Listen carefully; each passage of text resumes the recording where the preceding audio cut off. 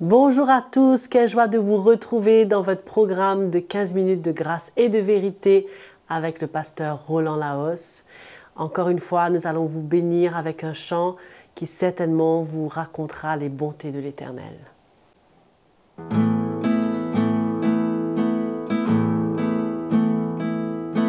Dieu est si bon, Dieu est si bon, Dieu est si bon et si bon pour moi. Il a sauvé mon âme et guéri mon esprit. Il a sauvé mon âme. Oh oui, Dieu est bon. God is so good. God is so good. God is so good. Is so good to me.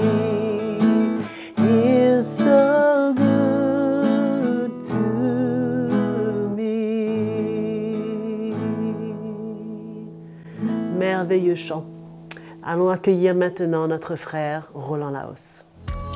Bonjour mes frères et sœurs, merci de nous rejoindre de nouveau sur ce programme 15 minutes de grâce et de vérité. C'est une grâce vraiment de louer le Seigneur chaque jour. Et Joël, nous te remercions pour ton chant. Et nous continuons sur le thème de l'Église et je veux parler aujourd'hui, Jésus nous confie son œuvre, son Église. Jésus veut nous faire confiance et il veut aussi nous confier. Quand nous réalisons que nous sommes toujours contents quand l'homme nous fait confiance. Mais là, quand le Seigneur, le Maître, veut nous faire confiance et veut nous confier, c'est encore plus important et plus sérieux. Le Père a fait confiance à Jésus. Au baptême, il dit « Celui-ci est mon Fils bien-aimé en qui j'ai mis toute ma confiance. » Et nous voyons comment Jésus a été jusqu'à la fin pour accomplir la volonté du Père, jusqu'à la mort et la mort de la croix. Nous nous posons une question ce matin, jusqu'où Jésus pourra nous faire confiance et ainsi nous confier la construction de son Église. Lisons dans Matthieu chapitre 25, nous connaissons tous la parabole des talents. Dans le verset 14, « Il en sera comme d'un homme qui, en partant pour un voyage, appela ses serviteurs et leur confia ses biens. » C'est comme cela que le Seigneur a fait avec nous, dans l'Église. Il nous a confié son œuvre en tant que serviteur du Très-Haut. Verset 15, « Il donna 5 talents à l'un, 2 à l'autre, et 1 au 3e, à chacun selon sa capacité, il partit en voyage. » Nous avions vu dans le message précédent, quand nous avions parlé sur la coordination du corps, nous avons vu comment chacun reçoit selon une capacité, selon un degré de sagesse, de révélation, de force pour opérer et pour transmettre l'Évangile. Alors chacun est donné un niveau. Mais le point là-dedans, ce n'est pas le niveau, mais c'est l'engagement du cœur à ce que Jésus veut confier. Ok? Il y a des mesures différentes, mais le même but doit être atteint à travers chaque membre du corps. Alors, au verset 16, il est dit, et c'est très important, aussitôt, un seul mot, aussitôt, celui qui avait reçu les 5 talents s'en alla et les fit valoir et gagna 5 autres. C'est-à-dire, aussitôt, il a saisi ce but, il s'est engagé, il n'a pas perdu du temps, et il s'est mis à l'œuvre. Parce que le Seigneur s'attend que ce qu'il nous donne, nous portons non seulement du fruit, mais beaucoup de fruits, afin que le Père soit glorifié, que nous soyons vraiment ses disciples. Et le Seigneur s'attend à un résultat au travers de notre vie, où nous serons ou bien récompensés, ou bien nous aurons à rendre compte, comme il est dit dans le verset 19, « Longtemps après, le maître de ses serviteurs revint. Il ne les a pas laissés comme cela, il est revenu et leur fit rendre compte. » Nous ne prenons pas conscience quelquefois du sérieux, de l'engagement que chacun de nous, comme membre du corps de Christ, que le Seigneur veut confier à chacun de nous une mesure, et il s'attend que nous soyons à l'œuvre, quelle que soit la mesure et le niveau. Ok? Alors, c'est pour cela qu'il est important de ne pas cacher ce qu'il nous donne, ni de nous cacher. Nous ne devons pas nous cacher dans l'Église, ni cacher notre talent. La Bible nous dit que notre vie est cachée avec Christ en Dieu. C'est là où nous nous retrouvons. C'est là où notre vie est cachée et protégée. Nous sommes en lui. Mais nous n'avons aucun droit de cacher ce qu'il nous donne, ce qu'il nous confie. Et il veut mettre sa confiance en nous et de nous confier. Moi, je crois que c'est vraiment un privilège et un honneur quand nous réalisons que ce n'est pas un patron et un homme qui veut nous confier des choses à faire. Parce que même là, nous voulons être appliqués, nous voulons faire les choses avec diligence, mais comment, à plus forte raison, pour le royaume de Dieu, nous devons avoir cette motivation et ce cœur. Jésus nous a préparé des œuvres d'avance, il nous dit dans Éphésiens chapitre 2, verset 10, et qu'il veut que nous les accomplissions, nous les exécutions, et c'est le Saint-Esprit qui va nous conduire pour exécuter ces œuvres par la foi. Alors, ce n'est pas une œuvre que moi j'ai préparée ou que tu as préparée, mais il l'a préparée cette œuvre ou ces œuvres. Et nous devons faire un pas de foi et par la direction du Saint-Esprit, obéir et faire ce que le Seigneur nous demande et ce qu'il nous met à cœur. Dans Matthieu chapitre 21, nous lisons dans le verset 28, vous connaissez la parabole des deux fils. Qu'en pensez-vous? Un homme avait deux fils. Il s'adressa au premier et dit, « Mon enfant, va travailler aujourd'hui dans ma vigne. » Il répondit, « Je ne veux pas. » Ensuite, il se repentit et il y alla. Il s'adressa alors au second et donna le même ordre.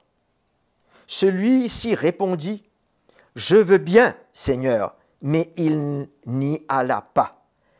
Lequel des deux a fait la volonté du Père? Je crois que la réponse est claire, vous le savez déjà. Alors, ça peut se faire que nous avons de belles paroles, de vouloir s'engager, mais au bout du compte, nous ne faisons absolument rien. Ou bien, nous voulons nous engager, mais nous avons des prétextes, suivant un désir que nous avons eu à cœur. Aucun des deux n'est mieux que l'autre. La paresse est un grand obstacle à notre engagement. Ça peut être la paresse naturelle comme la paresse spirituelle. Maintenant, si c'est les deux, alors là, c'est un gros problème. Jésus dit dans Matthieu 25, le verset 26, à ce serviteur qui avait un talent et qui n'avait pas fait fructifier ce talent, il lui dit « serviteur mauvais » et dans certaines versions « vaurien » et « paresseux ». Je ne crois pas que nous aurions aimé entendre ça de la part du Seigneur. Comment nous devons réaliser que nous devons être déterminés à l'appel du Seigneur, avoir une crainte dans notre cœur de cet appel, et ce n'est pas l'homme qui nous a appelés, ce n'est pas un homme qui nous confie quelque chose. C'est le Fils de Dieu, c'est notre Seigneur et Sauveur. Et nous voulons que nos cœurs s'engage dans l'œuvre, frères et sœurs.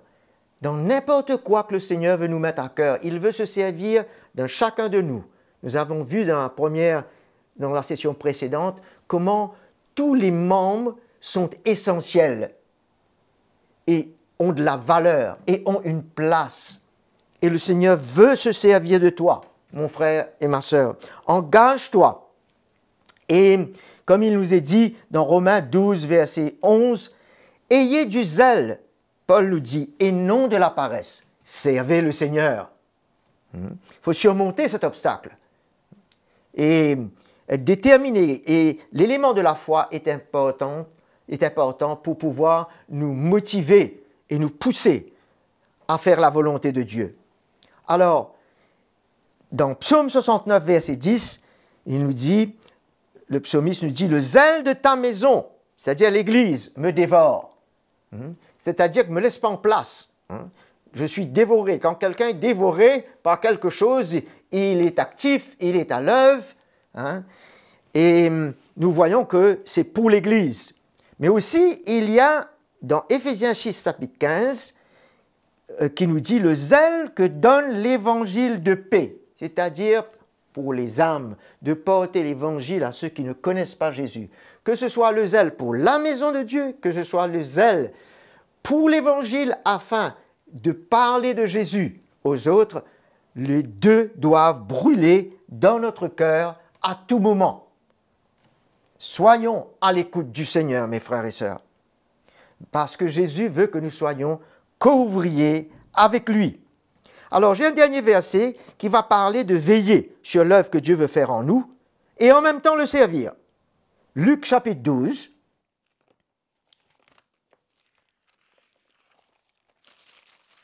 Luc chapitre 12, le verset 35. « Mettez une ceinture à vos reins et que vos lampes soient allumées, que vos cœurs soient zélés, que vos cœurs soient prêts à l'œuvre du Seigneur. » La ceinture dans la parole de Dieu parle toujours de service. Quand on se ceint, c'est pour servir. Et vous, verset 26, soyez semblables à des hommes qui attendent. De quelle manière? Qui attendent le maître, revenir des noces, afin de lui ouvrir aussitôt qu'il arrivera et frappera. C'est-à-dire, vous serez prêts à ouvrir, vous serez déjà en état éveillé, l'œuvre serait en train de faire dans vos vies, et aussi vous serez en train de le servir. Il dit, heureux ces serviteurs que le maître à son arrivée trouvera, veillant d'une part. En vérité, je vous le dis, il se ceindra et les fera mettre à table et s'approchera pour les servir. Ça, c'est un verset qui me brise le cœur quand je lis cela, de réaliser que le maître qui nous a confié l'œuvre vient maintenant vers nous pour servir ses serviteurs. Frères et sœurs, prenons cela à cœur et au sérieux. Et il nous dit, deux derniers versets, le verset 42, « Quel est donc l'intendant fidèle et prudent? Il est fidèle jusqu'au bout dans l'œuvre et il est sage. Il prend cela à cœur jusqu'à la fin. Que le maître établira sur ces gens de service pour leur donner la ration de blé au moment convenable. » Ça entraîne nourrir son peuple et prendre soin jusqu'à la fin, jusqu'à son retour. Heureux ce serviteur que son maître, à son arrivée, trouvera occupé de la sorte, actif, zélé et pas paresseux. Je vous le dis en vérité, il l'établira sur tous ses biens. Frères et sœurs, que le Seigneur vous bénisse par ces paroles et content d'avoir passé ce moment avec vous et je vous dis à la prochaine. Waouh, quel merveilleux encouragement que nous avons entendu. En tous les cas, ne ratez pas la prochaine occasion. Abonnez-vous à notre page YouTube CTMI. Si vous avez des questions, des commentaires, des témoignages, notre adresse sera affichée sur l'écran. Et encore une fois, merci pour votre fidélité et à très bientôt.